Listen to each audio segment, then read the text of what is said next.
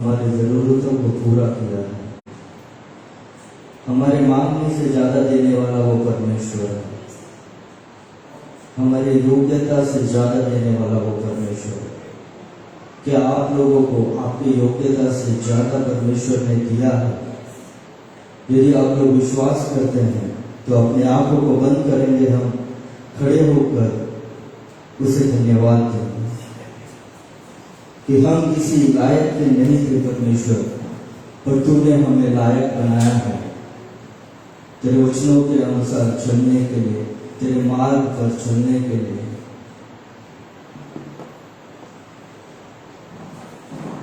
हम अपने आंखों को बंद करेंगे और केवल अपने सृजनहार की ओर अपने ध्यान को लेकर जाएंगे। हम धन्यवाद करते हैं परमेश्वर, तूने हमें हर चीजों से तृप्त किया है। हम धन्यवाद करते हैं परमेश्वर, तूने हमें एक अच्छा परिवार दिया है। हम धन्यवाद करते हैं परमेश्वर, तूने हमें अच्छे बच्चों को दिया है। हम धन्यवाद करते हैं परमेश्वर, तूने हमें अच्छा कलीसिया दिया है। मेरे हाथ में कुछ नहीं था, पर हमारे हाथ में आपने लाया, इसके लिए हम धन्यवाद करते हैं। धन्यवाद के साथ स्तुति गाऊंगा, यीशु मेरे खुदा, उपकार तेरे हैं बेशुमार, कोटि कोटि स्तुति धन्यवाद। आपकी बारी। धन्यवाद के साथ स्तुति गाऊंगा, यीशु मेरे खुदा, उपकार तेरे बेशुमार, कोटि कोटि स्तुति धन्यवाद। योग्यता से बढ़ के दिया है अपनी दया से तूने मुझे, योग्यता से बढ़ के दिया है अपनी दया से तूने मुझे, मांगने से ज्यादा मिला मुझे, आभारी हूँ प्रभु मैं। मांगने यदि हमारे मांगने से ज्यादा तुमने दिया है, इसके लिए हम धन्यवाद करते हैं प्रभु मैं। धन्यवाद के साथ स्तुति गाऊंगा, यीशु मेरे खुदा, उपकार तेरे बेशुमार, कोटि कोटि स्तुति धन्यवाद। धन्यवाद के साथ स्तुति गाऊंगा, यीशु मेरे खुदा, उपकार तेरे हैं बेशुमार, कोटि कोटि स्तुति धन्यवाद। तू है सच्चा जिंदा खुदा, तुझ पर ही भरोसा मेरा, तू है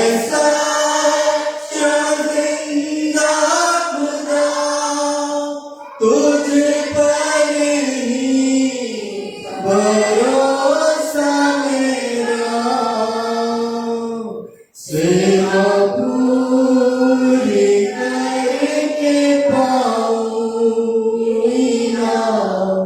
प्रभु ऐसा दो वरदान। सेवा पूरी करके पाऊंगा प्रभु ऐसा दो वरदान। धन्यवाद के साथ, धन्यवाद के साथ स्तुति गाऊंगा। यीशु मेरे खुदा, उपकार तेरे हैं बेशुमार, कोटि कोटि स्तुति। धन्यवाद तुझे का, धन्यवाद के साथ स्तुति गाऊंगा। यीशु मेरे खुदा, सब लोग मिलकर ऊंची आवाज में उपकार तेरे हैं बेशुमार, कोटि कोटि स्तुति। धन्यवाद। कोटि कोटि स्तुति। धन्यवाद। कोटि कोटि स्तुति। धन्यवाद। हम सब ऐसे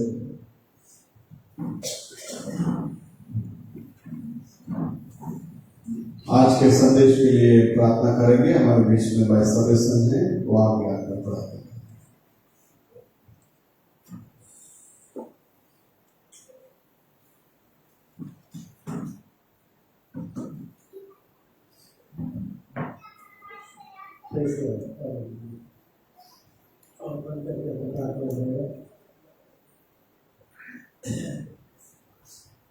जीवन ಸ್ವತಂತ್ರ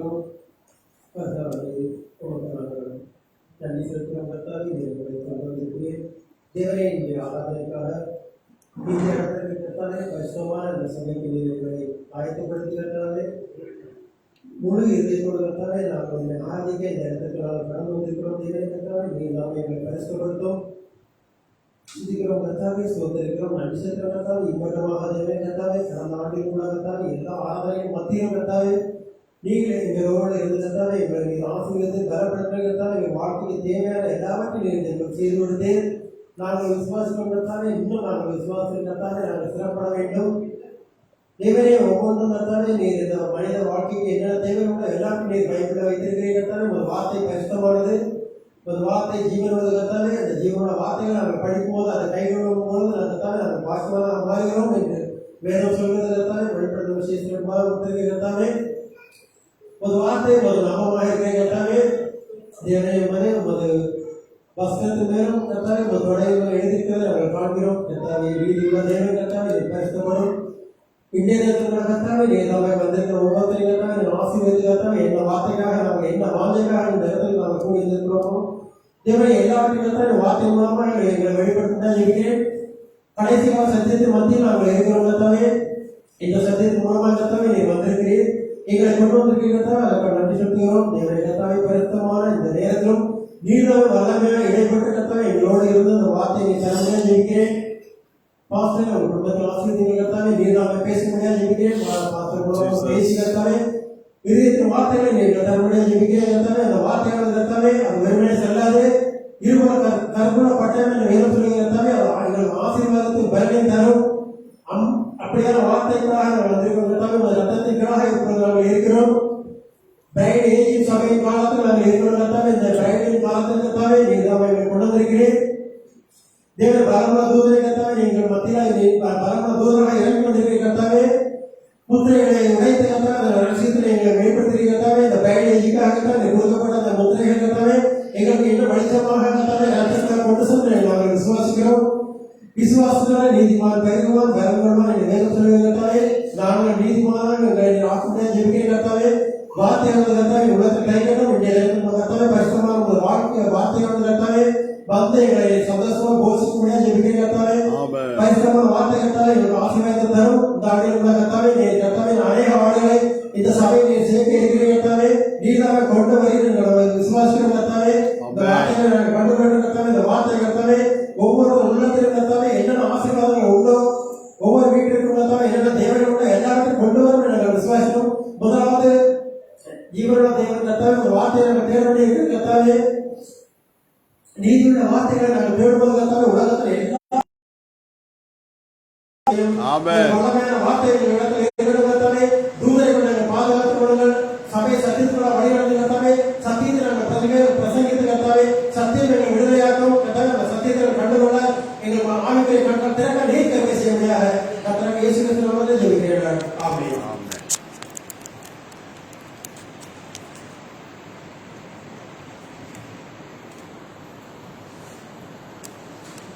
जोशुआ का किताब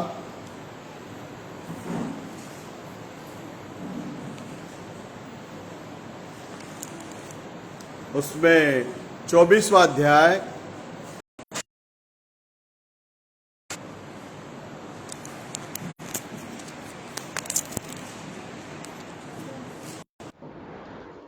जोशुआ का किताब 24वां अध्याय 14 और 15 को हम लोग पढ़ेंगे।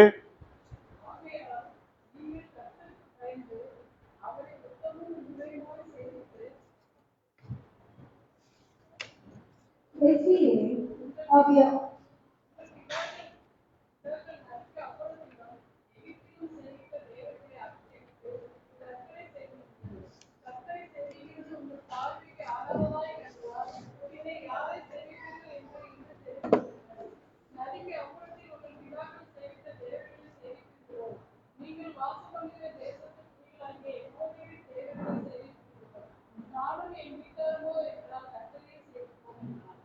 आमीन।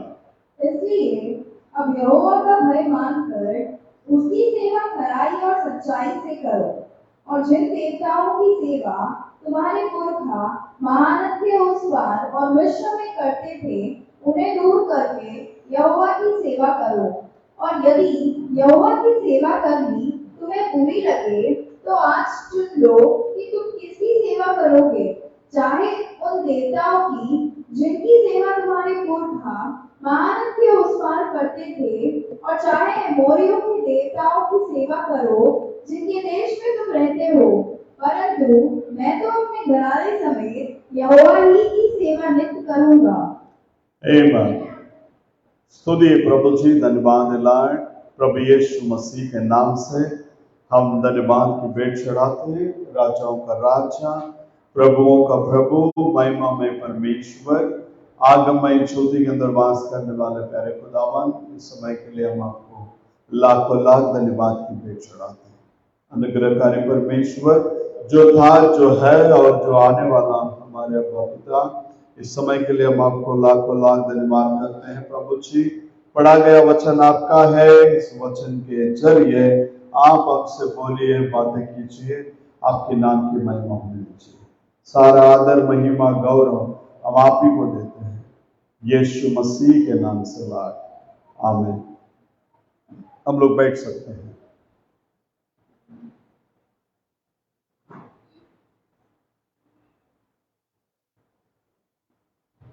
आप लोगों ने गवाही सुना, कितने लोगों ने सुना गवाही? बहन ने क्या बताया? वो सपना देखा, सपने में बहुत ही आंधी तूफान जैसा हो रहा है, कलीसिया का छत उड़ गया और इस स्थान पर भाई ब्रैनम को उन्होंने देखा है। किसको देखा है? भाई ब्रैनम को देखा है। समय बहुत निकट है, वो बताने के लिए भूल गए बहन ने। समय बहुत निकट है, परमेश्वर बहुत जल्दी क्या होने वाला है? आने वाला है। और उसके बाद में जब देखने लगा तो पूरा कलीसिया गायब हो गया। पूरा कलीसिया क्या हो गया? गायब हो गया। ये सीन को बहन ने बताया नहीं है ना। पूरा कलीसिया क्या हो गया? गायब हो गया। इसका मतलब परमेश्वर अपने लोगों के बारे में आज भी गवाही देता है। हम लोग कोई मिलावट के अंदर नहीं है, पूरा पूरा भविष्यवक्ता के मैसेज के अंदर है। हालेलुया। हम लोग पूरा पूरा किसके अंदर है? भविष्यवक्ता के मैसेज के अंदर है। और प्रभु खुद क्या करता है? गवाही देता है। इसलिए उसने बोला, परमेश्वर ने, ए छोटी सी झूठ तुम मत डर। क्या बोला? छोटी सी झूठ तू मत डर, पिता तुझे राज्य को देने के लिए इच्छा करता है। क्या बोलता है?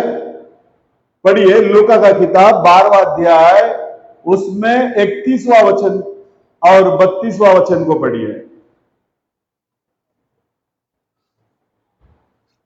ऐसा ही हाँ। वह मनुष्य भी है हाँ, जो अपने लिए मन बटोरता है। लूका का किताब 12वां अध्याय में 31 और 32। परंतु उसके राज्य की खोज में रहो। क्या करो बोलता? उसकी राज्य की खोज में रहो, तो ये वस्तुएं भी तुम्हें मिल जाएगी। ये सब वस्तुएं तुम्हें मिल जाएगी। है छोटे झूठ, है छोटी झूठ मत डर, क्योंकि तुम्हारे पिता को यह माया है तुम्हें राज्य दे। बोलो हालेलुया। पवित्र शास्त्र कहता है, ये छोटी सी झूठ मत डर, पिता को ये माया है ताकि तुम्हें क्या करे? वो राज्य दे। पहला परमेश्वर का राज्य को ढूंढो, उसकी धार्मिकता को ढूंढो, उसके बाद ये सब तुम्हें क्या किया जाएगा? दिया जाएगा। परमेश्वर के अंदर प्रिय लोगों, आज हम लोग जो कुछ भी है वो प्रभु की अनुग्रह है, प्रभु की दया है। वो परमेश्वर का पाक कलाम कहता है, इसलिए तुम लोग यहोवा का भय मानकर उसको उत्तम से और सच्चाई से सेवा करके। प्रभु को कैसा सेवा चाहिए? उत्तम से और सच्चाई से सेवा चाहिए प्रभु को। बोलो हालेलुया। हम प्रभु को जब आराधना करने के लिए आते हैं, उत्तमता के साथ और सच्चाई के साथ प्रभु की हम क्या करना चाहिए? आराधना करना चाहिए। यूहन्ना कहने के टाइम कहता, परमेश्वर आत्मा है, उसकी भजन आत्मा और सच्चाई से क्या करना चाहिए? होना चाहिए। आमीन। तो परमेश्वर के अंदर प्रिय लोगों, यहां जोशुआ लिखने के समय पर लिखता है, तुम लोग यहोवा का भय मानकर। क्यों बोलता है यहोवा का भय मानकर? क्योंकि शास्त्र लेख हमें सिखाता है, यहोवा का भय मानना ही ज्ञान का आरंभ है। आमीन। इस दुनिया की मूर्खता से बाहर यदि आना है तो हमको यहोवा का भय मानना है। जब यहोवा का भय मानेंगे तो उसका वचन हमें सिखाता है, दाएं न बाएं मुड़ना। जो मैंने व्यवस्था मूसा को दिया, उस व्यवस्था को छोड़कर न दाएं मुड़ना न बाएं मुड़ना, आगे ही आगे क्या करना? चलना। आमीन।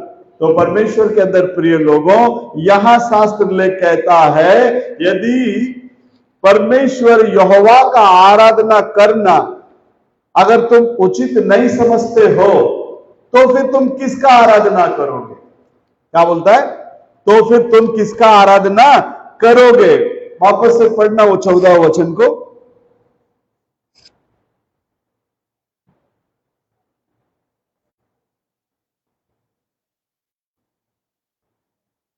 इसलिए हाँ।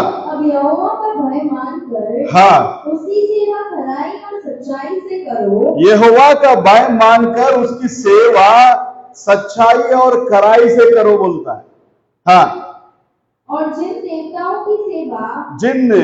देवताओं की सेवा तुम्हारे पुरखा महानदी उस पार, इनके पुरखे लोग क्या कर रहे थे? बोलता, महानदी के उस पार देवताओं की सेवा कर रहे थे।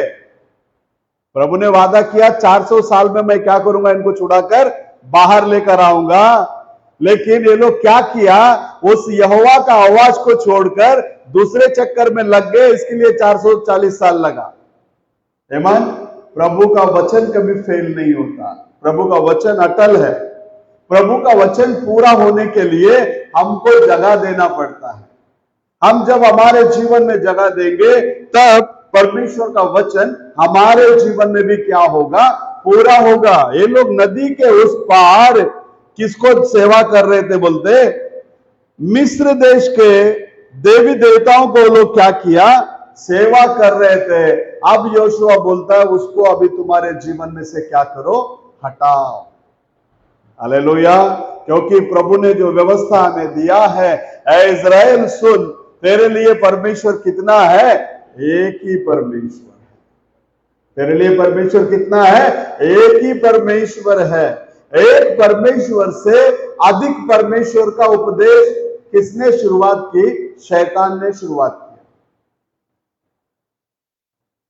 उत्पत्ति का किताब 3 अध्याय 6वां वचन को पढ़ना। परमेश्वर एक खुदा के बारे में बात करता है और शैतान ईश्वरों के बारे में बात करता है, देवताओं के बारे में बात करता है।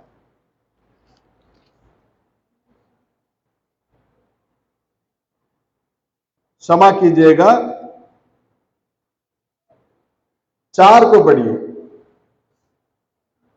3 अध्याय में 4, उत्पत्ति का किताब।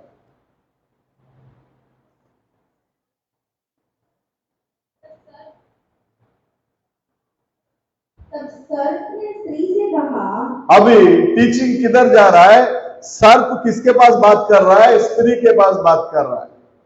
स्त्री जो है कमजोर बर्तने करके शास्त्र लेख हमें सिखाता है, नबी का संदेश भी हमें वही सिखाता है। स्त्री जो है कमजोर है, कमजोर बर्तन है। अब ये उपदेश को आदम के पास अगर ले गया होता तो आदम डायरेक्टली बोलता हम ऑलरेडी ईश्वर लोग ही है, क्योंकि मेरा खुदा जो है परमेश्वर है और उसका बेटा मैं भी कौन हूं, परमेश्वर ही हूं, बोलता था। लेकिन इसने संदेश को किधर नहीं लेके गया, आदम के पास लेकर नहीं गया। इसने संदेश को किसके पास लेकर गया, हव्वा के पास ले गया। जी। अतः जब स्त्री ने देखा कि उस वृक्ष का फल खाने के लिए अच्छा, हाँ, और देखने में मनभाऊ, हाँ, और बुद्धि देने के लिए चाहने योग्य भी है, हाँ, 5 को भी पढ़ना। 5 वरन हाँ, परमेश्वर आप जानता है हाँ, कि जिस दिन तुम उसका फल खाओगे, परमेश्वर आप ही जानता है जिस दिन तुम उस फल को खाओगे उसी दिन तुम्हारी आंखें खुल जाएगी। उसी दिन में क्या हो जाएगा, तुम्हारे आंखें खुल जाएगी। क्या इनका आंख बंद था, क्या इनका आंख खुला हुआ था, स्पिरिचुअल आंख भी खुला हुआ था। इसने क्या किया, ये संदेश को डालकर नबी कहने के समय पर कहता है परमेश्वर अपने बच्चों के लिए एक दृढ़ स्थान दिया बोलने से वो उसका वचन है। एक दृढ़ स्थान दिया बोलने से, एक अच्छा संरक्षण वाला स्थान दिया बोलने से वो क्या है, उसका वचन है। उससे बढ़कर कोई चीज है ही नहीं।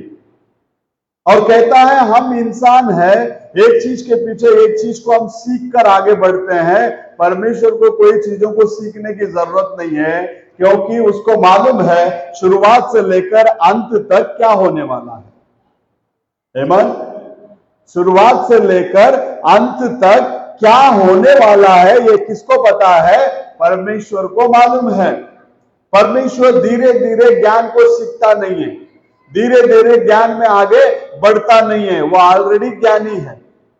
वो ऑलरेडी कौन है, ज्ञानी है। परमेश्वर के अंदर प्रिय लोगों, अब आदम और हव्वा को निर्माण करके एदेन वाटिका के अंदर रखा और उनके लिए संरक्षण के लिए उन्होंने अपना वचन को दिया। आज भी देख लेना, जो बंदा वचन को सुनेगा, जो बहन वचन को सुनेंगे और उस वचन का पालन करेंगे, वो हर प्रकार की बुराई से अपने आप को बचाए रखेंगे। आमीन। जो कोई उस वचन को आनाकानी करेगा, उस वचन को सुनकर छोड़ देगा, वो सारी बुराइयों में अभी भी फंसा हुआ होगा। बोलो हालेलुया। तो यहां एदेन वाटिका के अंदर क्या हुआ? वचन के ऊपर ज्ञान को प्राप्त करने के लिए हवा ने कोशिश की। नबी कहता है आप परमेश्वर को समझ नहीं सकते, और कोई व्यक्ति किसी को परमेश्वर के बारे में समझा भी नहीं सकता। परमेश्वर को आपको विश्वास करना पड़ेगा। बोलो हालेलुया। नबी कहता है परमेश्वर को आपको क्या करना पड़ेगा? विश्वास करना पड़ेगा। आजकल लोग जाकर ट्रैक्ट्स बांटते हैं। कभी परमेश्वर ने बोला नहीं तुम जाके ट्रैक्ट्स बांटो, बोला है क्या? परमेश्वर ने यह बोला तुम जाके सुसमाचार को प्रचार करो। क्या बोला? सुसमाचार को प्रचार करो। तो आज क्या करना चाहिए? सुसमाचार को लोगों के बीच में क्या करना है? लेकर जाना है। लेकिन थोड़ा मॉडर्न एज हो गया, सब लोग क्या कर रहे हैं? अभी ट्रैक्ट्स बांट रहे हैं। परमेश्वर के अंदर प्रिय लोगों, जब तक इस वचन के आदिन में आदम और हवा थे, वहां शैतान एंट्री कर नहीं सका। आज आपको भी मैं बताता हूं, आप जब तक परमेश्वर के वचन में आदिन में रहोगे, वचन के, तो शैतान आपको कुछ नहीं कर सकता। आपको डरा सकता है लेकिन मत डरो। परमेश्वर कहता है मत डर। 365 जगह में बोलता है कि बाइबल के अंदर मत डर करके लिखा है।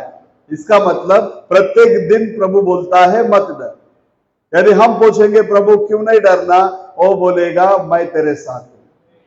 आप पूछोगे कब तक आप मेरे साथ रहोगे प्रभु, वो बोलता है दुनिया के अंत तक मैं तुम्हारे संग सदैव रहूंगा। बोलो हालेलुया। तो परमेश्वर के अंदर प्रिय लोगों, यहां शैतान हवा के पास आया, आदम के पास नहीं गया। उसको मालूम हवा के प्रेम में आदम उलझा हुआ है ना? पति और पत्नी कितना शरीर है? एक शरीर है। औरत को पकड़ लिया तो आदमी ऑटोमेटिकली क्या हो जाएगा? गिर जाएगा। इसके लिए बहुत सारे संस्था के लोग जो है, घर में औरत लोग जब अकेले में रहता है तभी उनके लोगों को भेजता है, थोड़ा समय दो। क्या दो? थोड़ा समय, आधा घंटा या 15 मिनट या 5 मिनट करके बोल के बैठेंगे, घंटों भर नहीं उठेंगे। उनका उपदेश को क्या करेंगे? आपके अंदर डालने के लिए कोशिश करेंगे। अगर ऐसा कोई व्यक्ति आता है, उनको सीधाई से यही बोलना है, हम लोग जहां जा रहे हैं वहां सच्चाई हमें मिल रहा है, सत्य वचन हमें मिल रहा है ना? हमारे पास टाइम नहीं है आपका बातों को सुनने के लिए करके एक बार बोल के टुकड़ा देंगे, वो वापस क्या नहीं करेगा? आएगा नहीं। शुरुआत में शैतान जैसे हवा के पास आया, वैसे ही गलत शिक्षा को लेकर लोगों के अंदर से शैतान क्या कर रहा है? अभी भी काम कर रहा है। जिनको ये मैसेज, ये सच्चाई समझ में आया, वो कभी भी सच्चाई से बहकाव में आकर जाएगा नहीं। जिसको ये मैसेज समझ में नहीं आया, वो बोलेगा ये भी चर्च है, वो भी चर्च है, किधर भी जाए कुछ फर्क नहीं पड़ता करके किधर भी जाकर क्या हो जाएगा? फंस जाएगा। लेकिन हमें पता है जैसा आदि में सर्प के जरिए शैतान वहां मिलावट को लेकर आया, वैसे ही निसाया काउंसिल के समय में, रोमन कैथोलिक चर्च के शुरुआती के समय में शैतान क्या किया? लोगों को बहकाव में ले आकर त्रिएकता का उपदेश को क्या किया? वहां से लेकर आया। अब रेवलेशन 17वां अध्याय हम सभी को मालूम है, उसमें लिखता है 17 और 18 में, उसको और उसके बच्चे लोगों को मैं अग्नि के लिए रखा है। किसके लिए रखा है? आग के लिए रखा है। तो इसलिए शास्त्र लेख में यदि हम देखेंगे, उसके अंदर से क्या करो? बाहर आओ बोलता है। उसके अंदर से क्या करो? बाहर आओ। तो आज दुनिया के अंदर जितने भी संस्थाएं हैं, नबी कहने के समय पर कहता, संस्था के अंदर जो लोग हैं उनसे कोई प्रॉब्लम नहीं है मुझे, मैं उनको अभी भी क्या करता हूं, प्रेम करता हूं, लेकिन संस्था के जो सिस्टम है वो सिस्टम को मैं क्या करता हूं, नफरत करता हूं। और उसके अंदर जो मसीह का आत्मा कार्य किया, वो संस्था को नफरत किया और संस्था के विरोध में क्या किया, उन्होंने प्रचार किया। मतलब ब्रह्नाम ने प्रचार नहीं किया, ब्रह्नाम के जरिए मसीह स्वयं क्या किया है, प्रचार किया है। इसके लिए कोई भी संस्था के लोग भाई ब्रह्नाम को क्या नहीं करेंगे, ब्रह्नाम का नाम को सुन के ही उनका सर कवल जाएगा। लेकिन हमें पता है, क्योंकि कुछ गड़बड़ियां भी है संदेश के अंदर, कुछ गड़बड़ियां भी है। लोगों ने ऐसा गड़बड़ के अंदर क्या कर दिया, लेकर चला गया, क्योंकि कुछ ग्रुप निकल गया ब्रह्नाम मसीह करके, है ना, कुछ ग्रुप क्या हो गया, ब्रह्नाम मसीह करके निकल गया। वो ब्रह्नाम जिंदा रहने के टाइम में ही कुछ लोगों ने ब्रह्नाम के साथ में बात किया, ब्रदर ऐसा ऐसा बात है, मसीह दोबारा आने वाले हैं करके हम लोगों ने सुना है और हमारा विश्वास है मसीह आ गया और वो तुम हो। जब इस रीति से बोला तो ब्रह्नाम रोया प्रभु के पास। ब्रह्नाम रोकर प्रभु से कहता है, प्रभु मैं आपका स्थान नहीं ले सकता, अगर इस रीति से चलेगा तो मुझे ये सेवा नहीं चाहिए, मैं इस सेवा से क्या कर देता हूं, हट जाता हूं, मुझे ये सेवकाई नहीं चाहिए। उसके बाद में वो अपना कलीसिया में क्या करता, प्रचार करता, सर कुचलाया गया सर्प करके संदेश में वो कहता है, मैं आप लोगों के जैसा एक पापी हूं, मैं आप लोगों का भाई हूं, मेरा पिताजी शराबी है। मेरा पिताजी कौन है,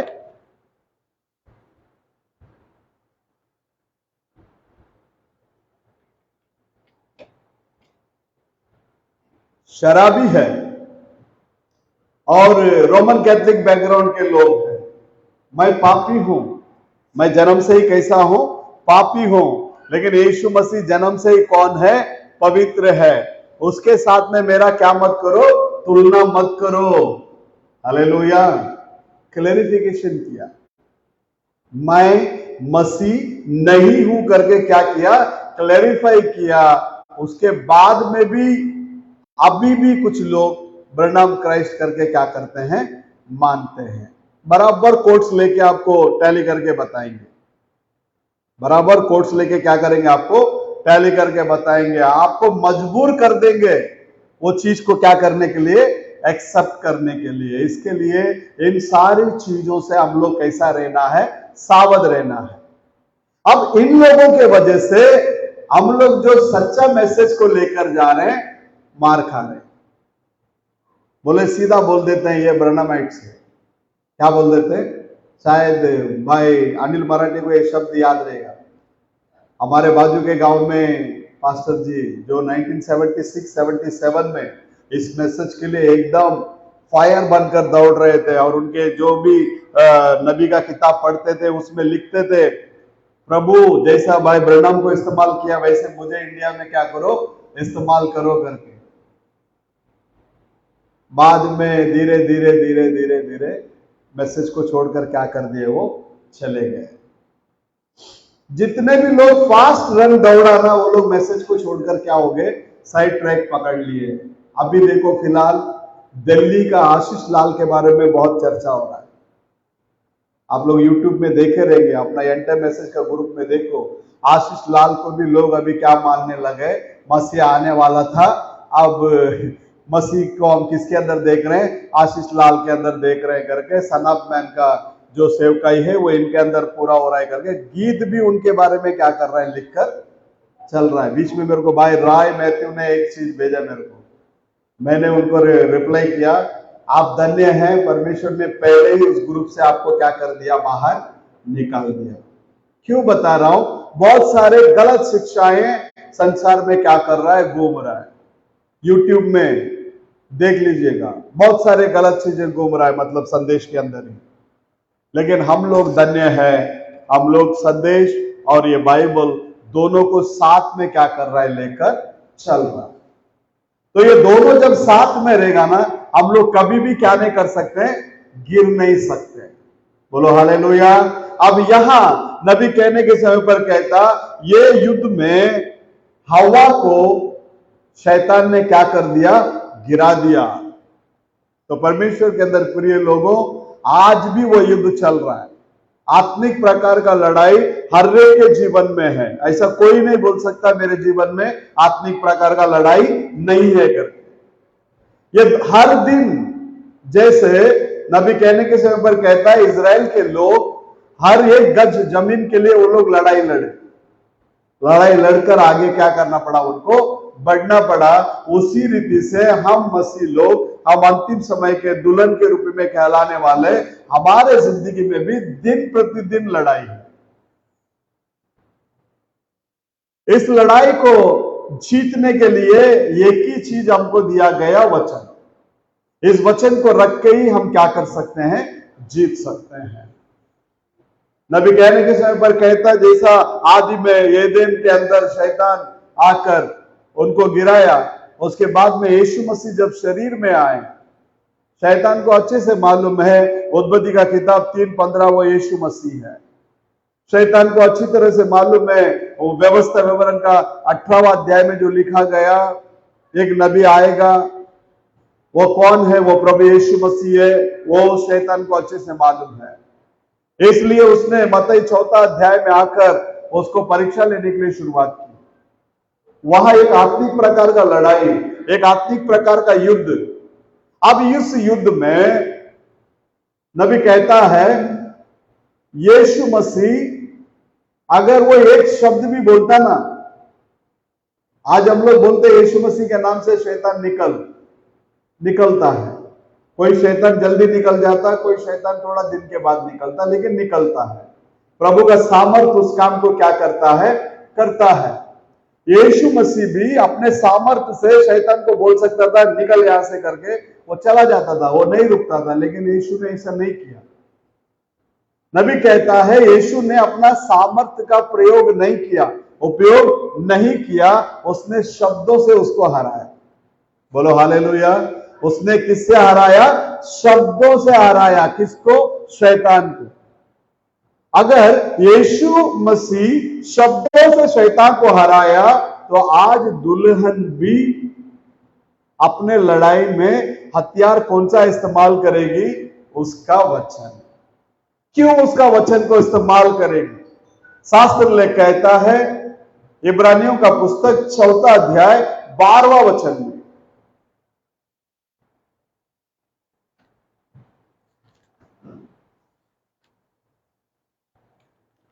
क्योंकि परमेश्वर का वचन जीवित, परमेश्वर का वचन मरा हुआ नहीं है। परमेश्वर का वचन मरा हुआ नहीं है। परमेश्वर का वचन कैसा है? जीवित है।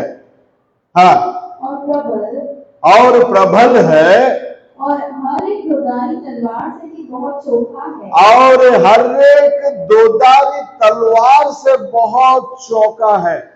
कलीसिया में आने के टाइम अपना अपना तलवार लेकर आओ। कलीसिया में आने के टाइम अपना अपना तलवार को साथ में लेकर आओ।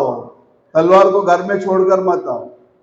हजम करने के लिए हजामत करने वाला नाई को अपने घर में बुलाया, भाई हजामत करना है, आ जाओ। ना भी आ गया, घर में वस्त्र को घर में छोड़ के आ गया, किससे अभी हजामत करेगा? उसका शस्त्र उसके साथ में चाहिए ना। कार चलाना है तो कार के चाबी रहेगा तभी तो चलाएगा, क्या बिना चाबी का चलाएगा? हालेलुया। तो स्वर्ग में जाने का चाबी जो है, ये वचन है, आपका विश्वास है। जो चाबी के बारे में जब नबी बात करने के टाइम बोलता है, तुम्हारा विश्वास ही वो स्वर्ग का द्वार को क्या कर सकता है? खोल सकता है। जब शास्त्र में कहता, परमेश्वर का वचन जीवित और प्रबल, दोधारी दी, दोनों तरफ से शार्पनेस, एक तरफ से नहीं, दोनों तरफ से क्या है? उसको शार्पनेस है। हाँ, और प्राण और आत्मा को, प्राण और आत्मा को, और गांठ गांठ और गुदे को गांठ और गोदे को वार पार करता है। मतलब ये वचन जब एक मनुष्य के अंदर आता, टच करता, तुरंत बोल देने का, पास्टर टारगेट कर दिया आज आपने मेरे को। नहीं, वचन जब अपने पास आता, ये वचन क्यों मेरे पास आया, ये वचन किस लिए मेरे पास आया, उसके बारे में थोड़ा मनन करो। वो वचन अपने पास आता है हमें श्रृंगार कराने के लिए, हमें तैयार कराने के लिए, क्योंकि आत्मा और प्राण गुदे और सांधे को वार पार करके छीनता है। वो काट के हमको सही दिशा में लेकर आता है। कौन? प्रभु का वचन। हालेलुया। प्रभु तुझे आशीष करता है बोलने से वो वचन मेरे लिए। प्रभु तुझे ठीक होने के लिए बोलता है तो वो वचन मेरे लिए नहीं है।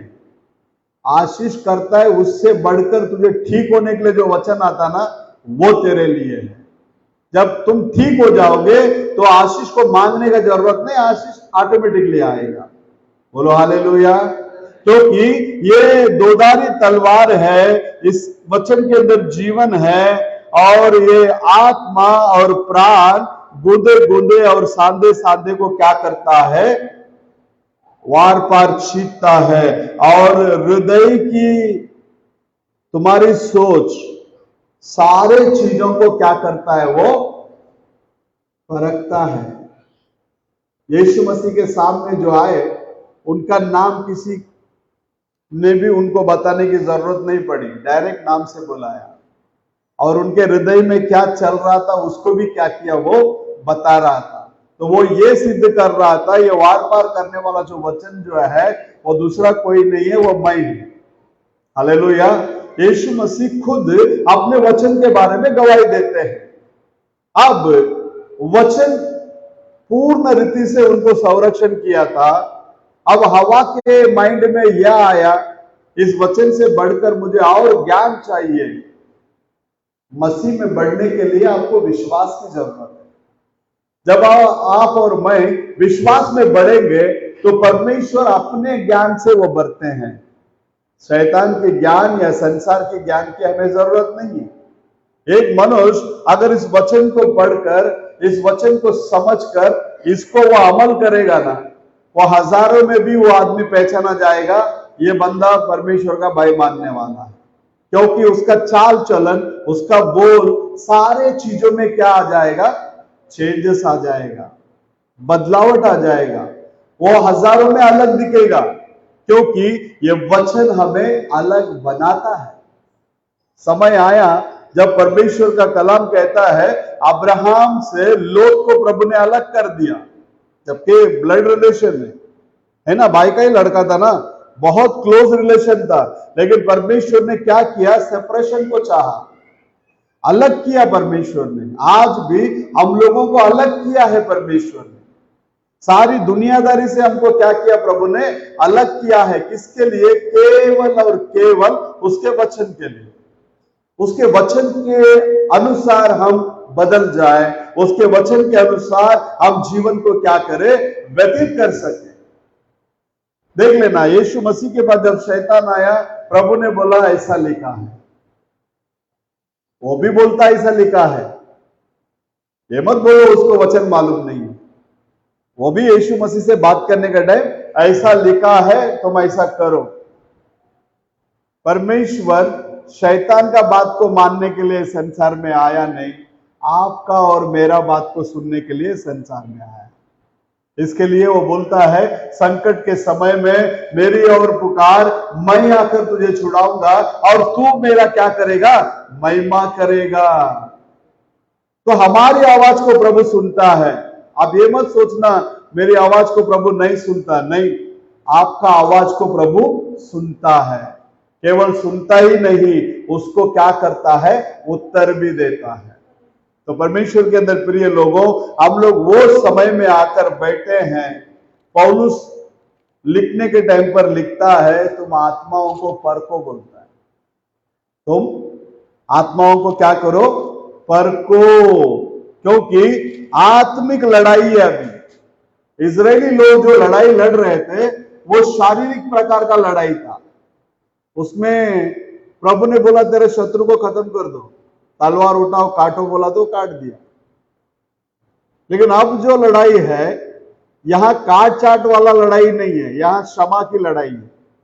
तुम्हारा कितना भी गौर विरोधी क्यों ना हो, उसको आप मार नहीं सकते, बदले में उसको प्रेम करना पड़ेगा, आपको उसको क्षमा करना पड़ेगा।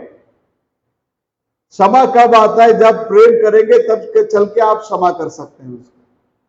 शास्त्र लेख हमें वही सिखाता है। जो नया करार के अंदर मत्ती 5:28 में बोलने के टाइम में, नया करार में प्रभु बोलता है कि कोई स्त्री को कोई व्यक्ति अगर बुरा नजर से भी देख लिया है इच्छा से, तो उसके साथ में वो व्यभिचार कर दिया करके बोलता है। तो परमेश्वर के अंदर प्रिय लोगों, जुना समय में क्या था, वो गैर स्त्री के पास जाने से वो व्यभिचार करके पकड़ा जाता था, गिना जाता था। लेकिन अब हम कोई स्त्री को गलत नजर से देखेगा तो भी उसके साथ में क्या कर दिया? व्यभिचार कर दिया बोलता है। भाई ब्रैनम इस वचन को लेके काफी मैसेजेस में वर्णन किया है, वो स्त्रियों का पहनावा के बारे में, पहरावा के बारे में, है ना, उनका वस्त्र किस रीति से होना चाहिए, ताकि तुमको देखकर लोगों को वो गलत इंटेंशन पैदा नहीं होना चाहिए। वो बोलने के टाइम में बोलता है, ऐसा बहुत सारे स्त्रियां हैं जो अपने पति को छोड़कर किसी से नाजायज संबंध नहीं रखा होगा, लेकिन न्याय के दिन में वो औरत के बारे में वहां देखा जाएगा तो वो बहुतों से व्यभिचार किया करके लिस्ट निकाला जाएगा बोलता है। जबकि ये भी बोलता है कि उसने अपना पति को छोड़कर दूसरा किसी से भी नाजायज संबंध नहीं रखी। तो फिर कैसा? मत्ती 5:28 के अनुसार उसका पहरावा की वजह से जितने भी लोग उसको गलत नजरिया से देखा, ये खुद भी गई नरक के अंदर, उन लोगों को भी साथ में क्या कर दिया? लेकर चला गया। और नबी कहने के टाइम पर कहता है, एक कलीसिया का कंडीशन को अगर देखना है, मापदंड उसको देना है, तो उस कलीसिया के स्त्रियों को देखकर क्या कर सकता है? समझ सकता है वो कलीसिया कितना गहराई के अंदर है। तो परमेश्वर के अंदर प्रिय लोगों, हमें ज्ञान की, संसार की ज्ञान की जरूरत नहीं है, हमें परमेश्वर की वचन की जरूरत है, परमेश्वर की विश्वास की जरूरत है। अगर किसी में हम लोग विश्वास में कम होते जा रहे हैं तो प्रभु ऐसे ही छोड़ा नहीं, जिसके पास विश्वास कम है मेरे पास आओ, बनता मेरे पास मांग लो। वापस से वो विश्वास को क्या करना चाहता है? वो भरना चाहता है। मांगो तो तुम्हें दिया जाएगा करके बोला, ढूंढो तो तुम पाओगे, खटखटाओ तो तुम्हारे लिए क्या किया जाएगा? खोला जाएगा करके बोला है। तो परमेश्वर के अंदर प्रिय लोगों, वहां बहुत बड़ा जो डिफेंस के लिए जो चीज दिया प्रभु ने, वो वचन को ही दिया है। और नबी बोलता है कि अब अंतिम समय में भी आपको डिफेंस करने के लिए, आपका संरक्षण के लिए वचन को ही प्रभु ने दिया है, कोई चेंजेस नहीं। क्योंकि शास्त्र में कहता, प्रभु यीशु मसीह कल और आज युगान युग कैसा परमेश्वर है? वो एक सा परमेश्वर है। अब उस एक सा परमेश्वर आज अपन को क्या दिया? वचन को दिया। ये वचन के दायरे में हम रहकर प्रभु से जो कुछ भी मांगेंगे प्रभु हमें देगा। वचन के बाहर जाकर हम प्रभु से मांगने से कोई मतलब नहीं है। रहा बात, आज सब कुछ दिया प्रभु ने, अच्छी बात है, ये सब कुछ है इसलिए मैं स्वर्ग चला जाऊंगा, ये बात गलत है। ये जो कुछ भी मिला उसके अनुग्रह से मिला है। स्वर्ग और उठाए ले जाने में जाने के लिए आपको सरल जिंदगी, पवित्रता के अंदर कायम बने रहना पड़ेगा। बहुतों के जीवन में जब कुछ नहीं रहता तो प्रभु को बहुत ढूंढेगा, बहुत प्रभु के लिए दौड़ेगा, फिर धीरे धीरे सब आने के बाद में प्रभु को क्या करते जाएंगे? भूलते जाएंगे। हमारी जिंदगी ऐसा नहीं होना चाहिए। हमारी जिंदगी में हम लोग हमेशा प्रथम स्थान को किधर देना है? प्रभु को देना है। प्रभु के साथ में हमको क्या करना है? चलना है। परमेश्वर के अंदर प्रिय लोगों, एफेसियन के किताब में प्रभु ने अपने को ये वचन के जरिए क्या क्या औजार दिया है करके पौलुस हमें सिखाता है। देखो एफेसियन 6वां अध्याय में आइए,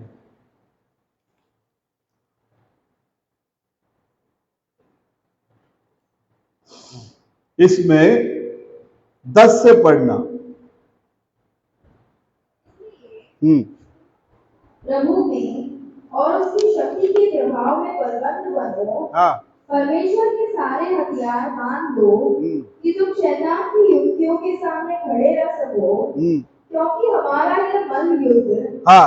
लहू और मांस से नहीं, परंतु प्रधानों से और अधिकारियों से हाँ। और संसार के अंधकार के हाकिमों से हाँ। और दुष्टता की आत्मिक सेनाओं से है, हाँ। जो आकाश में है।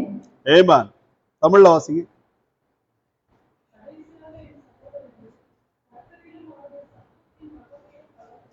மைக் இல்லையோ?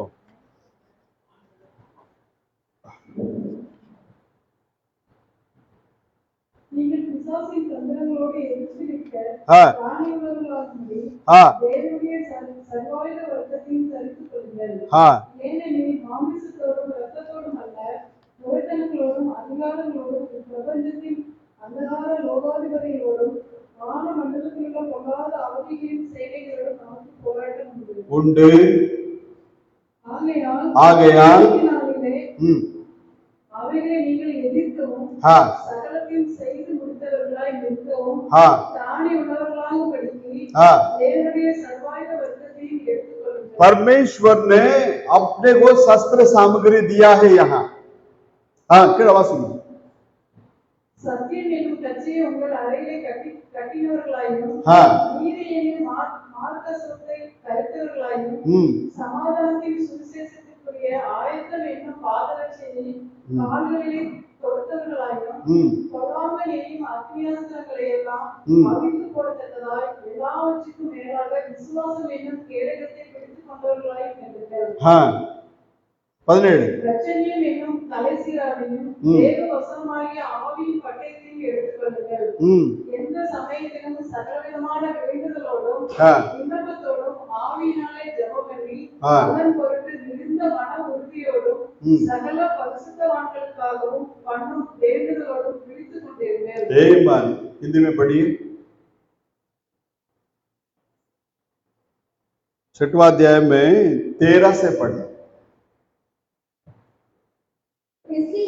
इसलिए परमेश्वर के सारे हथियार बांध लो। परमेश्वर के सारे हथियार को क्या कर लो बोलता? बांध लो कि तुम बुरे दिन में सामना कर सको। बुरे दिन में क्या कर सको? तो सामना कर सको। ये हड्डी तड्डी का सामना जिंदगी भर चलते रहेगा, अपना और शैतान का।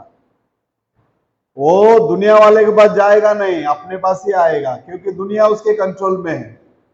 दुनिया उसके कंट्रोल में है। वो किधर आएगा? आपके पास, मेरे पास ही आएगा। जो सच्चाई से चलते हैं, सच्चाई के आधीन में है, उन्हीं के पास क्या करेगा? वो आएगा ताकि कैसे भी उनको क्या करे? सत्य से गिरा सके। तो इसलिए परमेश्वर अभी क्या देता है अपने को? देखिए, पढ़िए 14। इसलिए सत्य से क्या करो? अपना कमर को कस लो। कभी वेट लिफ्टिंग का स्पर्धा कभी देखा है क्या आप लोगों ने? वेट लिफ्टिंग में वेट उठाने वाले लोग देखेगा तो उनका कमर को जो है बेल्ट से एकदम कस के बांधा रहेगा। कमर हमेशा कैसा रहना चाहिए? डट कर रहना चाहिए। तो इसलिए प्रभु क्या बोलता है? सच्चाई से अपना कमर को तुम क्या करो? कस के बांध लो, ताकि किधर भी झुक ना सके। हमेशा सच्चाई के लिए डट कर क्या रह सके? खड़ा रह सके। 50 साल के बाद में भी पूछे तुम अभी भी वही सच्चाई में है क्या? हाँ, हम अभी भी वही सच्चाई में है। हालेलुया। प्रभु का आगमन तक हम कौन सा सच्चाई में? यही सच्चाई में। कोई चेंजेस की हमको जरूरत है ही नहीं। कमर कसकर बांध लो बोलता है। हाँ जी। और धार्मिकता की झिलम पहनकर। धार्मिकता का झिलम, धार्मिकता क्या है? प्रभु का वचन है। इस झिलम को तुम क्या कर लो? पहन लो। इधर छाती पे। आमीन। हाँ।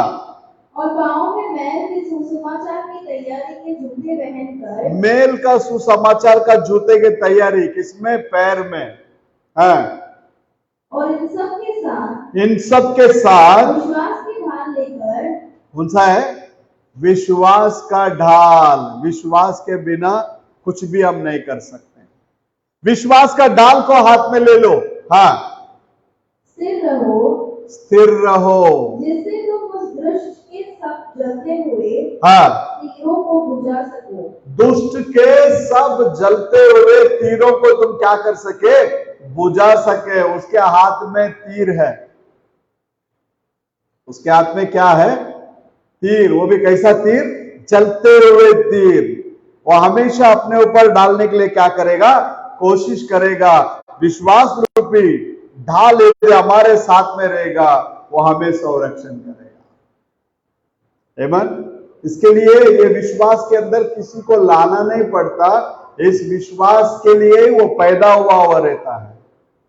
इस अंतिम समय का संदेश का सच्चाई के लिए इस विश्वास से ही वो क्या हुआ रहता? पैदा हुआ रहता। क्योंकि विश्वास को शुरुआत करने वाला और अंत करने वाला कौन है? प्रभु यीशु मसीह है। हालेलुया। तो वो हमें सत्य देता है, धार्मिकता देता है और मेल का सुसमाचार का ज्योतियां देता है। ये सारे चीजों को लेकर हम हर पल हर घड़ी प्रभु के लिए कैसा रहना चाहिए? एक योद्धा के माने हमेशा तत्पर खड़ा होना चाहिए। यदि हम योद्धा के मानिंद रहेंगे, आपको पता होगा जब लोत को पकड़कर ले गया राजा ने, खबर अब्राहम के पास आता है। अब्राहम ने बोला, तुरंत अपने नौकर चाकर को लिया, नौकर चाकर को लेकर उस राजा का पीछा किया और उस राजा से लोत को छुड़ाकर वापस वो लौट कर आया। बोलो हालेलुया। यदि हम भी शूरवीर बने रहेंगे, हमारे कलीसिया में कोई भी बीमार होने दो, कुछ भी होने दो, आज हम लोग लड़ सकते हैं। नबी कहने के समय पर कहता, वो शैतान को हक नहीं है, वो भाई तेरा है, वो बहन तेरा है, तो उसको क्या कर सकता है? छुड़ा सकता है। कैसे? प्रार्थना के जरिए। परसों के दिन मुझे एक कॉल आया मेरे गांव से। मेरे दिल में बहुत दिन से एक चीज था, ये जो सच्चाई अपने पास है, ये सच्चाई को एक बार अपने गांव में प्रचार करने का है। जबकि गांव का मेरा कोई संबंध तो है ही नहीं, मैं पैदा इधर हुआ, बड़ा इधर, नौकरी इधर कर रहा, सब कुछ इधर है। लेकिन गांव जाने के लिए मेरे को वो चीज मेरे मन में आया, ये सच्चाई एक बार तो भी ये गांव के अंदर क्या होना चाहिए? प्रचार किया जाना चाहिए। तो मेरे रिश्ते में एक बहन लगती है, गांव में मेरा घर का तीसरा चौथा घर में वो लोग रहते। उसने मेरे को कॉल करके बोला, भाई आपसे मुझे बात करना है। मैं बोला करो। बोले बहन का लड़का इंजीनियरिंग पढ़ता था, बहुत होशियार था पढ़ाई के अंदर, लेकिन अचानक उसका माइंड जो है अभी डिस्टर्ब हो गया। अभी वो कैसे भी बड़बड़ करता, गाली वगैरह देता, बहुत सारे जगह में वो लोग लेकर गए, कहीं पर भी वो क्या नहीं हुआ, ठीक नहीं हुआ। डॉक्टर हो गया, मांत्रिक तांत्रिक सब कुछ हो गया। मुझे प्रभु ने प्रेरणा किया आपको कॉल करने के लिए, आप जाइए और उसके लिए प्रार्थना कीजिए, चाहिए तो मैं अभी आपको फ्लाइट टिकट भेजती हूँ। मैं बोला नहीं बहन, मैं प्रार्थना करूंगा, मेरे कलीसिया में बताऊंगा, मेरे कलीसिया के लोग उसके लिए क्या करेगा? प्रार्थना करेंगे, प्रभु अगुवाई करेगा तो पक्का मैं क्या करूंगा? जाऊंगा उसके लिए प्रार्थना करने के लिए। क्योंकि प्रभु एक बार भेजता है तो वो अपना हाथ को पीछे नहीं हटाता, वो अपना काम को क्या करता है? उधर करके लेता है। हालेलुया। इसके लिए नबी भी कहने के समय पर कहता, अगर प्रभु कहता है तुझे जाने के लिए तो बिंदास जाओ बोलता, वहां का सारा जरूरतों को प्रभु क्या कर लेगा? देख लेगा। तो आज हम लोग भी ऐसे ही होना चाहिए, प्रभु की अगुवाई हमारे साथ में रहे। कब? कलीसिया एक मन होकर अपने हर दिन की प्रार्थना में जब बने रहेगा, तो आपका कलीसिया का पास्टर को प्रभु क्या करेगा? बराबर लीड करके लेकर जाएगा। क्योंकि नबी कहने के समय पर कहता, अगर आप लोगों में से आप लोग चाहते हैं किसी को प्रार्थना करने के लिए, कोई जरूरतमंद को प्रार्थना करने के लिए यदि आप चाहते हैं, तो मुझे कभी नहीं भूलना बोलता। मेरे लिए आप लोग अपने प्रार्थना में क्या करो? हर दिन याद करो। तो परमेश्वर के अंदर प्रिय लोगों, हम प्रार्थना के अंदर, क्योंकि उसमें कहता है प्रार्थना में कैसा बने रहो, आत्मा में बने रहो। ऐसे ही प्रार्थना करना और आत्मा में प्रार्थना करना, ये दोनों में अंतर है। ऐसे हम प्रार्थना करने के लिए बैठेंगे 5 मिनट या 10 मिनट करेंगे ना, हमको ऐसा लगेगा अरे बाप रे बाप कितना घंटा हम प्रार्थना कर दिए। आंख खोल के घड़ी देखेगा तो 10 मिनट ही हुआ रहेगा। अगर वही चीज प्रभु को स्तुति धन्यवाद करते करते करते करते प्रभु का आत्मा हमारे अंदर एंट्री हो गया, फिर प्रार्थना में शुरुआत कर लेंगे, आप घंटों भर प्रार्थना करेंगे तो भी आपको ऐसा लगेगा मैं मिनटों तक ही प्रार्थना किया। ये अंतर होता है। तो शास्त्र लेख हमें सिखाता है सावधानी बरतो और आत्मा में प्रार्थना में क्या करो, बने रहो बोलता। तो अंतिम समय के अंदर बोलता है कि बहुत सारे लोग ये बम से बचने के लिए, किससे बचने के लिए, बम से बचने के लिए बंकर्स बनाते हैं, है ना, जमीन के नीचे जाकर बैठ जाना। तो वो बंकर में जाने के बाद वो बम गिरेगा तो भी उनको इतना क्या नहीं होगा, नुकसान नहीं होगा, ठीक है ना। लेकिन नबी कहता है दुल्हन के लिए कोई बंकर की जरूरत नहीं है, दुल्हन के लिए प्रभु का वचन ही काफी है। हालेलुया। कितना भी बड़ा बम गिरने दो, दुल्हन को कुछ होने वाला नहीं है, क्योंकि वो सबसे सुरक्षा का स्थान जो है उसका वचन है। तो शैतान और परमेश्वर के बीच में जो लड़ाई चल रहा है, जो संघर्ष चल रहा है, जो युद्ध चल रहा है, शुरुआत से चल के आ रहा है, रेवलेशन में खत्म होने वाला, उसको प्रभु क्या करने वाला है, 1000 साल के लिए अंदर डालकर बांधने वाला है।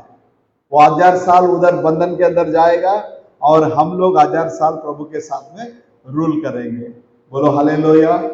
हम लोग प्रभु के साथ में कितना साल राज्य करेंगे, 1000 साल राज्य करेंगे। प्रभु ने आदम को देखकर बोला जिस दिन तू इस फल को खाएगा उसी दिन क्या हो जाएगा, मरेगा। 930 साल जिंदा रहा, 930 साल, मतलब मनुष्य का 1000 साल, प्रभु के सामने एक दिन। प्रभु के लिए कितना दिन है, एक दिन। प्रभु का एक दिन मनुष्य के लिए कितना 1000 साल, 1000 साल। तो आदम एक दिन भी प्रभु के सामने क्या नहीं किया, ठिका नहीं। तो इसलिए आत्मा जो परमेश्वर वो देह में आकर दूसरा आदम बनकर अपना दुल्हन को उसने कमाकर, उसने बोला पहला आदम और हवा 1000 साल एदन वाटिका के अंदर क्या नहीं कर सके, ठीक नहीं सके। अब मैं दूसरा आदम और मेरा दुल्हन, हम लोग 1000 साल क्या करेंगे, इस दुनिया के अंदर राज करेंगे। हालेलुया। हम लोग धन्य हैं। हम लोग कौन है, धन्य है। तो उस चीज के लिए प्रभु ने हमें चुनकर लिया है, उस हमारा राजा और हम लोग उसका रानी।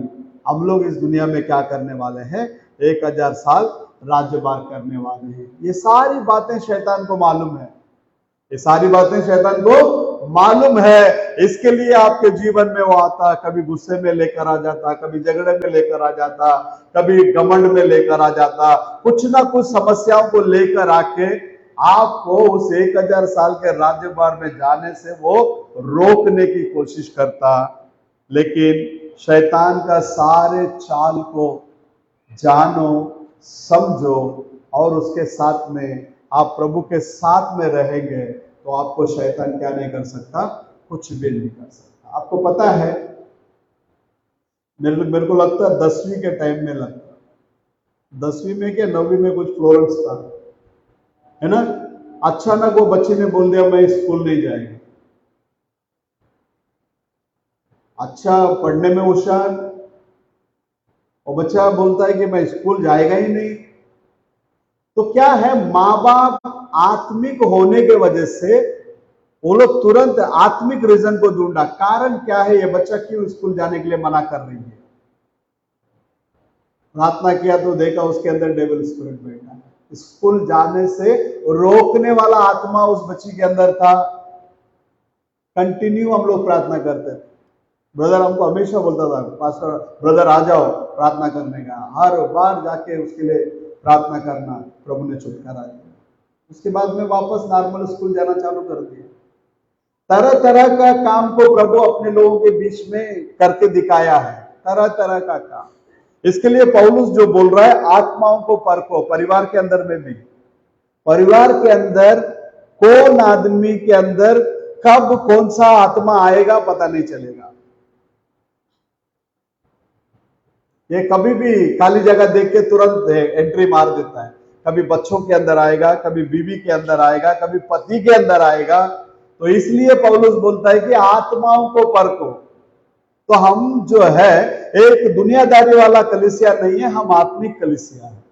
यदि ये आत्मिक सोच विचार जब हमारे अंदर आ जाएगा, शैतान को बड़ी आसानी से क्या कर लेंगे, हम लोग पकड़ लेंगे।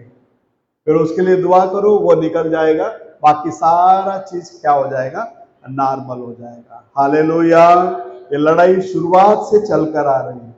अय्यूब के जीवन में देखो, बड़ा धनवान था वो, इतना रईस आदमी था कि वो चलकर जाने के टाइम में बूढ़े लोग भी बैठे रहेंगे तो उठकर खड़े हो जाते थे। और शास्त्र में कहता है अपने पैरों को घी से धोने वाला आदमी है ना, और दान धर्म करने वाला, किसी भी चीज का कमी नहीं। ये सारे चीजों को देखा हुआ उसका औरत, जब परीक्षा आया तो औरत बोलती है तू भी नहीं मानता, तेरा परमेश्वर भी नहीं मानता। इसका मतलब कौन बात किया उसके अंदर से, कौन बात किया, शैतान बात किया ना। तो इसलिए यीशु मसीह के साथ ही चल रहा था पतरस। यीशु मसीह सलीब के मरण के बारे में उसको बता रहा। सलीब के मरण के बारे में जैसा उसको बताने के लिए चालू किया, पतरस बोलता आपको ऐसा नहीं होना है। यीशु ने मुड़कर देखा, पतरस अब तक तो ठीक था, अब इसका स्टेटमेंट क्यों चेंज हो रहा है, आपको ऐसा नहीं होना है। पतरस ठीक हो जा करके नहीं बोला प्रभु, पतरस को देखकर बोला शैतान इसके अंदर से बाहर निकाल। बड़ा चेला ना, सबसे बड़ा चेला, प्रथम चेला, वो चेला को देखकर प्रभु बोलता है इसके अंदर से शैतान क्या कर, बाहर निकल। तो हमेशा सावध रहिए, आत्माओं को परखने के लिए क्या कीजिए, कोशिश कीजिए। आत्मा के अंदर आइए। पहला कौन सा आत्मा के अंदर, प्रभु के आत्मा के अंदर। तरह तरह का आत्मा के बीच में प्रभु हम लोगों को ले जाकर काम किया है। आपको पता होगा वो मेरी जॉन आता है इधर कभी कभी, उनके घर में प्रेयर मीटिंग चलता था, उपवास मीटिंग, सब लोग प्रार्थना करते रहते थे। जैसा मैं काम छूटा भाग के जाता था फाइनल प्रार्थना के लिए, वो चक्कू लेके भाग के आती थी किचन से, कभी रोटी का बैलन लेके भाग कर आती थी, कभी गाली देती थी, क्या क्या करते थे। लेकिन प्रभु ने छुटकारा दिया। आज भी वो परमेश्वर हमारे साथ में है, हर प्रकार की आत्माओं से छुटकारा देता, हर प्रकार की बीमारियों से छुटकारा देता, और टेढ़े मेढ़े लोगों को सरल बनाता हो। हालेलुया। हम अपने आप को क्या करेंगे, प्रभु को हवाले करेंगे। प्रभु यीशु मसीह हम सब लोगों को आशीष दे। आइए हम लोग गीत गाएंगे, उस समय में हम लोग परमेश्वर के लिए दान देंगे।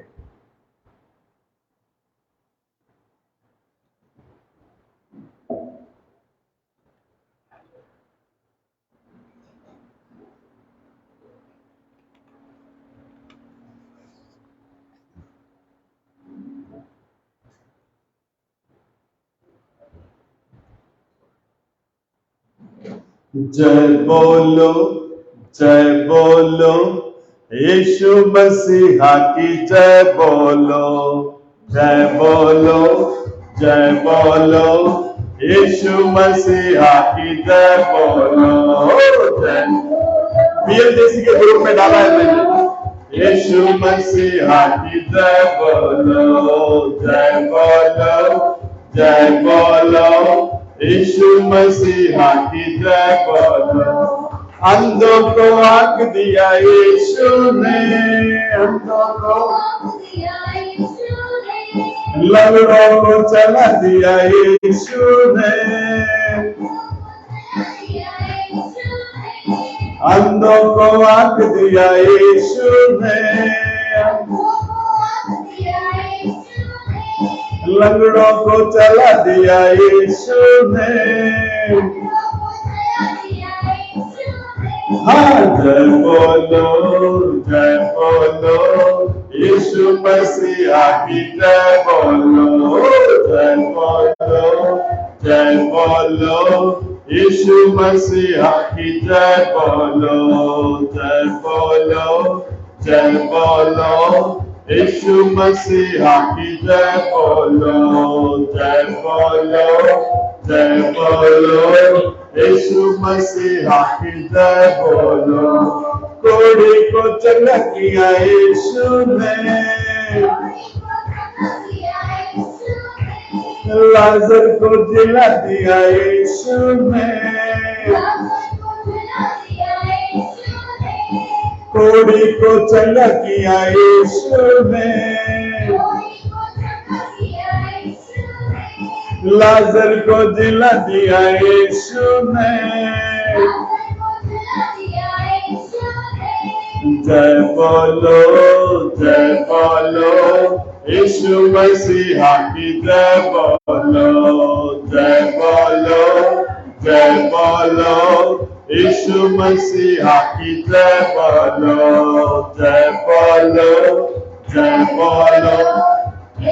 मसीहा की जय बोलो हम सबको बचा लिया यीशु ने पापों से छुड़ा दिया यीशु ने हम सबको बचा लिया यीशु ने पापों से छुड़ा दिया यीशु ने हाँ जय बोलो यीशु मसीहा की जय बोलो यीशु मसीहा की जय बोलो यीशु मसीहा की जय बोलो यीशु मसीहा की जय बोलो स्तुति प्रभु जी धन्यवाद लाड प्रभु यीशु मसीह के नाम से हम धन्यवाद की भेंट चढ़ाते हैं। आज परमेश्वर आपने बीते हुए दिनों में हम सब लोगों को आंखों के पुतले की मानित संभाल कर आज तेरे कलीसिया एकत्रित होने के अवसर पर आपने हम लोगों को स्थान पर एकत्रित किए, इसके लिए हम आपको लाखों लाख धन्यवाद की भेंट चढ़ाते हैं। आपका अनुग्रह का हाथ अब तक रहकर हमें संभाला प्रभु जी, ऐसे ही आने वाले दिनों में भी परमेश्वर हम सब लोगों के तेरे आंखों के पुतले की मानिंद संभाल कर चलाने के लिए मैं दुआ करता हूँ परमेश्वर। विशेष करके आपके बच्चे लोग जो दान दशमांश रखे, इसके प्रीति जितने भी आशीषों को आपने रखा, वो सारी आशीष बरकत आपके बच्चों के साथ में बने रहने दे। और साथ ही साथ में परमेश्वर जितने लोग आए सभी को तो आशीष कर, जो लोग नहीं आ सके आने वाले दिनों में वो लोग भी आने के लिए सहायता कर, मदद कर, तेरे नाम की महिमा होने दे प्रभु यीशु मसीह के नाम से। आपका आगमन बहुत नजदीक है प्रभु, उस आगमन में हम सब के सब प्रवेश करने के लिए हमें योग्य बना, शक्ति दे, बल दे, तेरे नाम की महिमा के लिए आशीष कर, अगुवाई कर। सारा आदर महिमा गौरव हम आप ही को देते हैं। आपके बच्चे लोग आने के समय में सुखरूपी से आए, अब जाने वाले हैं, सुखरूपी से लेकर जाना परमेश्वर सभी के साथ में रहे। सब घर परिवार में तेरी शांति और समाधान बने रहने दे। जो गांव गए हैं परमेश्वर, भाई जसमन, सुधा, भाई माइकल स्वामी, सिस्टर रानी, इन सबको प्रभु जी आप लेकर आना आपके नाम की महिमा के लिए। देबोरा और उनके परिवार के लिए भी मैं दुआ करता हूँ, उनको भी तू आशीष कर। सारा आशीष महिमा आप ही को देते प्रभु जी, अनुग्रह कर यीशु मसीह के नाम से बाहर, आमीन। आइए हम लोग परमेश्वर का प्रार्थना करेंगे। हे मान जीसस, हे हमारे पिता, तू जो स्वर्ग में है, तेरा नाम पवित्र माना जाए, तेरा राज्य आए, तेरी इच्छा जैसे स्वर्ग में पूरी होती है वैसे पृथ्वी पर भी हो। हमारी दिन भर की रोटी आज हमें दे, और जिस प्रकार हमने अपने अपराधियों को क्षमा किया है, वैसे ही तू भी हमारे अपराधों को क्षमा कर, और हमें परीक्षा में ना ला, परंतु बुराई से बचा, क्योंकि राज्य और पराक्रम और महिमा सदा तेरे ही है। आमीन। आइए आखिरी गीत गाएंगे।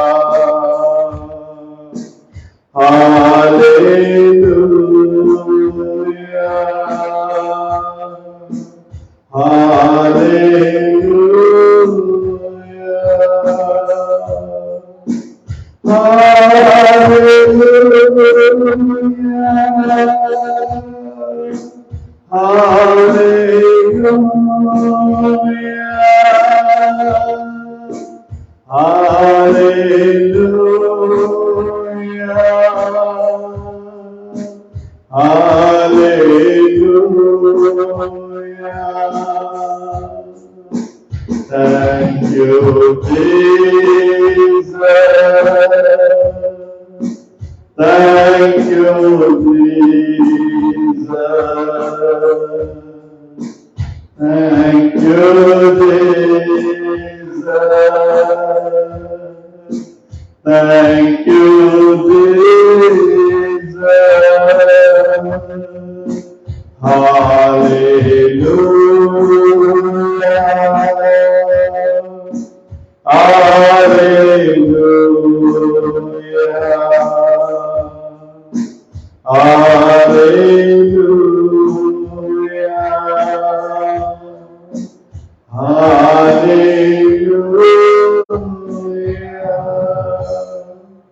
प्रभु यीशु मसीह का प्रेम, उनका अनुग्रह और उनके आशीष उनके आगमन तक हम सब लोगों के साथ में रहे। और कलीसिया कहे बोला कृष्ण महाराज की। सब लोगों को जय मसीह की। हम एक दूसरे से हाथ मिलाकर यहां से विदा होंगे। आमीन।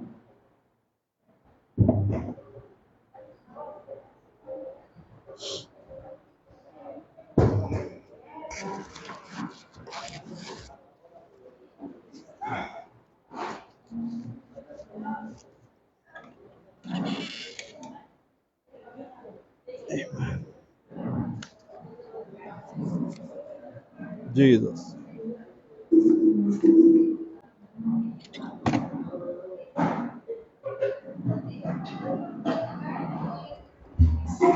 Praise the Lord.